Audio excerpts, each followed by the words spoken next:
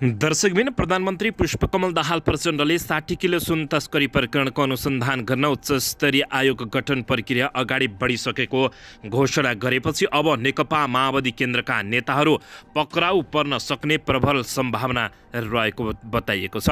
आजको प्रतिनिधि सभाको बैठकमा चीन भ्रमणबारे जानकारी गराउने क्रममा उनले उच्चस्तरीय छानबिन आयोग बनाउने प्रक्रिया अगाडि बढाइसकेको बताएका हुन्। उनले भने सुन प्रकरणमा सिआइबीले अनुसन्धान सकेर प्रतिवेदन बुझाइसकेको छ। यसअघि भएको सहमति अनुसार उच्चस्तरीय छानबिन आयोग गठनको प्रक्रिया अगाडि बढेको छ। दर्शक महानुभावहरू यत्रतत्र छरिएका नेकपा माओवादी केन्द्रका नेता तथा नेताहरूका छोराहरू तथा आसेपासेलाई सिआइबीले छुट दिएको भनेर सामाजिक सञ्जालमा तथा न्युजहरूमा आइरहेका छन्।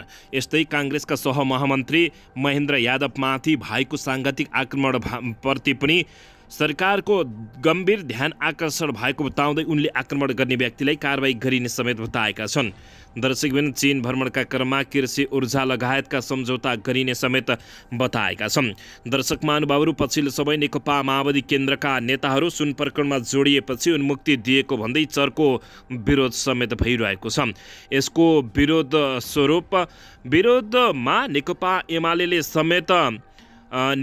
एमाले समेत दर्शक महानुभावहरू उच्चस्तरीय छानबिन समिति गठन गर्न भनेको थियो। त्यस प्रकरणमा अब उच्चस्तरीय छानबिन प्रक्रिया अगाडि बढ्ने प्रधानमन्त्री पुष्पकमल दाहाल प्रचण्डले बताएका छन्। दर्शक महानुभावहरू सिआइबीले उन्मुक्ति दिएको भन्दै कतिपय समाचार पटलहरूले आरोप लगाइरहेका छन्। सुन तस्करी प्रकरणबारे अब अनुसन्धान गर्न उच्चस्तरीय छानबिन आयोगको गठन प्रक्रिया अगाडि बढिसकेको प्रधानमन्त्री पुष्पकमल दाहाल प्रचण्डले बताइसकेका हुन्। नेता यादवमाथि भएको खुकुरी आक्रमणप्रति पनि सरकार गम्भीर भएको प्रधानमन्त्री पुष्पकमल दाहाल प्रचण्डले बताएका हुन्। नेपाली काङ्ग्रेसका नेता महेन्द्र यादवमाथि भएको खुकुरी प्रहारलाई सरकारले गम्भीर रूपमा लिएको प्रधानमन्त्री पुष्पकमल दाहाल प्रचण्डले बताएका हुन्। दर्शकबिन आज प्रतिनिधि सभाको बैठकलाई आसन्न अमेरिका र चीन भ्रमणबारे जानकारी दिन उपस्थित भएका प्रधानमन्त्री प्रचण्डले पूर्व प्रधानमन्त्रीको आक्रमणबारे सरकार गम्भीर भएको बताएका छन्। आक्रमणकारीलाई प्रचलन कानुन बमोजिम कारबाही गर्ने भन्दै यस प्रकरणका घटना दोहोरिन नदिन र शान्ति व्यवस्था मिलाउन सरकार दृढ र प्रतिबद्ध रहेको उनले बताएका छन्। उनले भने नेपाली काङ्ग्रेसका नेता महेन्द्र यादवमाथि भएको खुकुरी प्रहारलाई सरकारले गम्भीर रूपमा लिएको छ।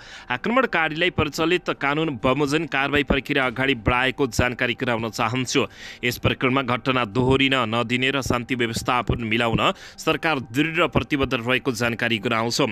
यसैबीच यस्तै प्रधानमन्त्री प्रचण्डले सुन तस्करीहरूको विषयलाई उठाउँदै सहमति अनुसार उच्चस्तरीय छानबिन आयोग बनाउने प्रक्रिया अगाडि बढेको जानकारी पनि गराएका छन्। अब सुन तस्करी प्रकरणको सम्बन्धमा सिआइबीले अनुसन्धान पुरा गरी प्रतिवेदन बुझाइसकेको छ भने यसअघि भएको सहमति अनुसार उच्चस्तरीय छानबिन आयोग बनाउने प्रक्रिया अगाडि बढेको जानकारी गराउन चाहन्छु, प्रधानमन्त्री पुष्पकमल दाहाल प्रचण्डले बताएका हुन्। दर्शकबिन यसैबीच यता 2.5 लाख भारूमा चिनिया तस्करलाई भारतमै नेपालको राहदानी डेलिभरी भएको खबर रातोपाटीले बताएको छ।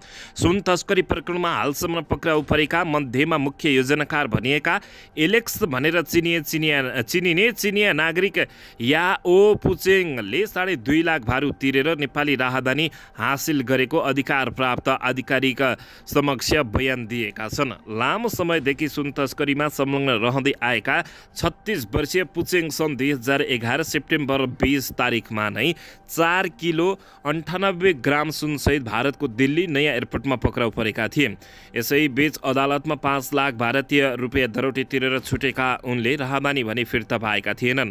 त्यसपछि नेपालमा रहेका अली भन्ने ली वेङ सुङले मैले पनि नेपाली नागरिकता र पासपोर्ट बनाएको छु, 10,000 RMB तिर्नु पर्दछ भनेर सुनाएका थिए। ली वेन सुङले नै भेटाएका अर्का चिनियाको सहयोगमा पुचेङले नेपालको नागरिकता प्राप्त गरेका थिए।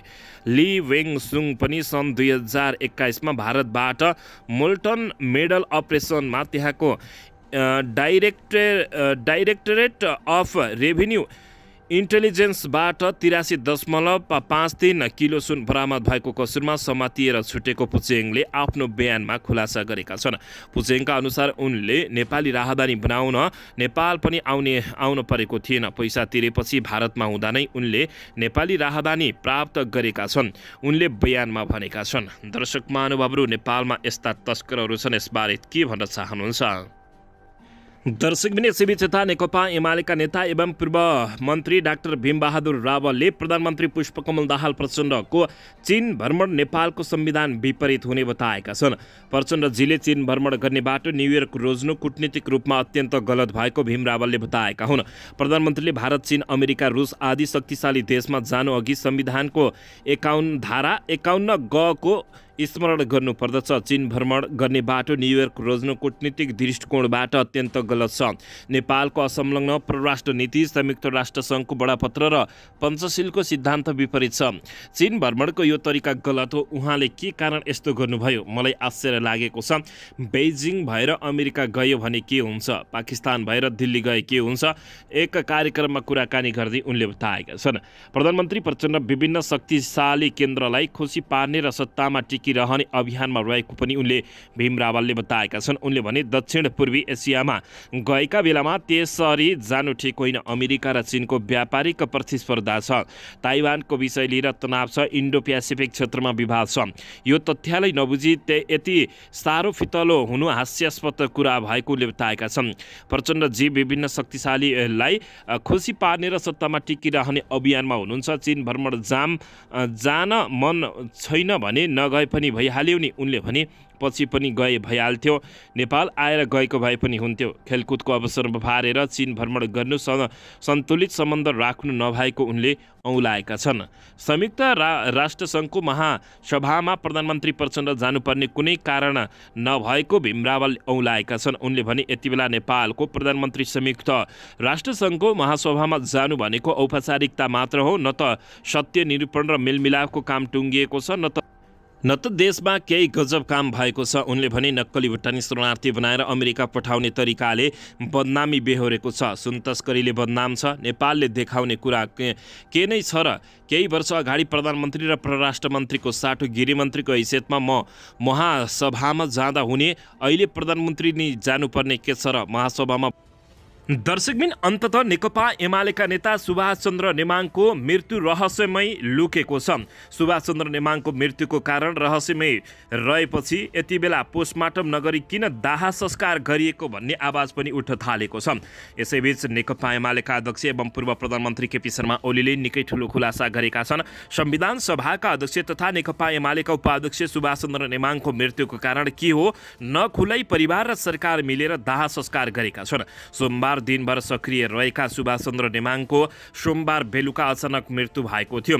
यस्तो मृत्युको कारण खुलाउन पोस्टमार्टम गर्न आवश्यक हुन्छ, तर परिवारका सदस्यहरूले पोस्टमार्टम गर्न मानेनन्। चिकित्सकहरूले पनि चासो दिएनन्। राजकीय सम्मानसहित अन्तिम संस्कार गरिएको सरकारले समेत नेमाङको मृत्युको कारण पत्ता लगाउन चासो नदेखाएपछि कतिपयले दर्शक महानुभावहरू यसबारे के होला भनेर चासोको साथ हेरिरहेका छन्। दर्शकबिन, यसैबीच नेकपा एमालेका अध्यक्ष एवं पूर्व प्रधानमन्त्री केपी शर्मा ओलीले डरलाग्दो खुलासा समेत गरेका छन्। दर्शकबिन, सुभाष चन्द्र नेमाङले केपी शर्मा ओलीले भनेका थिए, संविधान जारी गर्न रोकिए देश नै सकिन्छ। नेकपा एमालेका अध्यक्ष एवं पूर्व प्रधानमन्त्री केपी शर्मा ओलीले सुभाष चन्द्र नेमाङले संविधान निर्माणका क्रममा खेलेको भूमिका स्मरण गर्दै निकै ठुलो खुलासा गरेका छन्। भदौ 26 गते बिहान हृदयघातका कारण निधन भएका सुभाष चन्द्र नेमाङको बिहिबार पशुपति आर्य घाटमा अन्त्येष्टि गरिएको हो। नेमाङलाई अन्तिम विदाई गरेर फर्किएपछि केपी शर्मा ओलीले 8 वर्ष अगाडि संविधान निर्माणका क्रममा उनले खेलेको भूमिकालाई स्मरण गरेको केपी शर्मा ओलीले बताएका छन्। चौतर्फी दबावका बीचले नेमाङले संविधान जारी गर्नमा महत्त्वपूर्ण भूमिका खेलेको केपी शर्मा ओलीको भनाइरहेको छ। केपी शर्मा ओलीले भारतीय विदेश सचिव नेपाल आएर फर्किएपछि नेमाङले तत्कालीन प्रधानमन्त्री प्रधानमन्त्री सुशील कोइरालाले भेटेर अतालिँदै आफूलाई भेट्न आएको स्मरण गराएका छन्। उनले अलि हडबडाउँदै भन्नुभयो, डरलाग्दो स्थिति छ। 3 गते संविधान जारी गर्नबाट रोकियो भने संविधान मात्रै होइन सबै बर्बाद हुनेछ। यस्तो भयो भने त देश नै सकिन्छ। केपी शर्मा ओलीले दर्शकबिन यसैबीच यता सुन तस्करीमा शक्तिशाली जोगाउने प्रहरी अनुसन्धानमा ओरालीमा सिआइबीको शाखा गएको छ। 1 क्विन्टल बढी तस्करीको सुन बरामद भएको राजस्व अनुसन्धान विभागको दाबीसँगै उसले एकल अनुसन्धान अगाडि बढायो। अपराधको प्रकृति सङ्गठित र अन्तर्देशीय रहेकाले अनुसन्धानमा प्रहरी समेत मिसाउनु पर्ने आवाज उठेपछि प्रहरीको केन्द्रीय अनुसन्धान ब्युरो सिआइबीले अनुसन्धानको जिम्मेवारी पायो। यो बीचमा माओवादी केन्द्रका शक्तिशाली नेता अनि नेता पुत्रसँगै माओवादी नेताको संरक्षणमा रहेका व्यापारीहरू समेत पेलिँदै गए।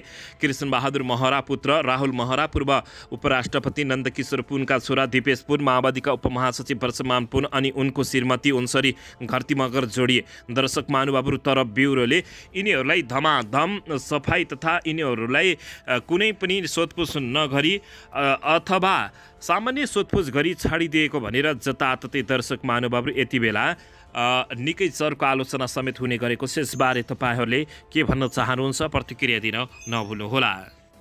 दर्शकबिन यसैबीच यता 1 किलो सुन तस्करीमा नेपाली काङ्ग्रेसका नेता तरुण दलका नेता संलग्न भएको पुष्टि भएको छ। उनको दुवै गाडी प्रयोग भएको पुष्टि भएको हो।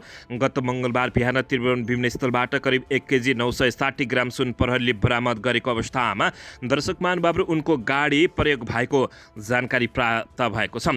प्रहरी उच्च स्रोतका अनुसार उक्त केरेटा गाडी र बुलेट बाइक प्रयोग भएको बताइएको छ। उक्त केरेटा गाडी र बुलेट बाइक दुवै काङ्ग्रेस तरुण दलका नेता विकास लामा भन्ने विकास योन्जनको रहेको बुझिएको छ। विकास लामाको नाममा रहेको यी गाडी करिब 1 किलो सुन तस्करीमा प्रयोग भएको प्रहरी स्रोतले दावी गरेको छ। सुन तस्करीमा नेपाली काङ्ग्रेसका जिल्ला नेताको सभारी साधन प्रयोग भएपछि राजनीतिक पहुँचका आधारमा सुन तस्करी गरिएको प्रमाण भेटिएको हो। दर्शकबिन अन्नपूर्णलाई प्राप्त प्रमाण नेपाली काङ्ग्रेसका नेता विकास लामाले ती दुवै गाडी प्रयोग गरेर फोटो खिचाएको देखिएको समेत बुझिएको छ। गाडीको कागजात समेत विकासकै नाममा रहेकाले सुन उनकै हुन सक्ने अनुमान गरिएको प्रहरीले जानकारी दिएको छ। दर्शक महानुभावहरू यसबारे तपाईँहरूले प्रतिक्रिया दिन नभुल्नुहोला। सुन तस्करीमा अधुरो अनुसन्धान छोडेको भन्दै सिआइबी माथि प्रश्न उठेको छ। विमानस्थलको सेटिङ खोतल्न समेत सिआइबी असफल भएको भन्दै जानकारी प्राप्त भएको छ। दर्शकबिन यसैबीच यता आज काठमाडौँमा राप्रपाले भीषण प्रदर्शन गर्ने भएको छ। राष्ट्रिय प्रजातन्त्र पार्टी राप्रपाले आज विरोध प्रदर्शन गर्नेछ। भर्खरै संवैधानिक राजतन्त्रको एजेन्डामा फर्किएको कमल थापा नेतृत्वको राप्रपा नेपालले काठमाडौँमा प्रदर्शन गर्न लागेको हो। संवैधानिक राजतन्त्रको पुनर्स्थापना, हिन्दू राष्ट्रको माग र संघीयताको खारेजी तथा भ्रष्टाचारको विरोधमा राप्रपा नेपालले काठमाडौँमा प्रदर्शन गर्न लागेको सो पार्टीका महामन्त्री राजाराम बर्तुलाले जानकारी दिएका छन्।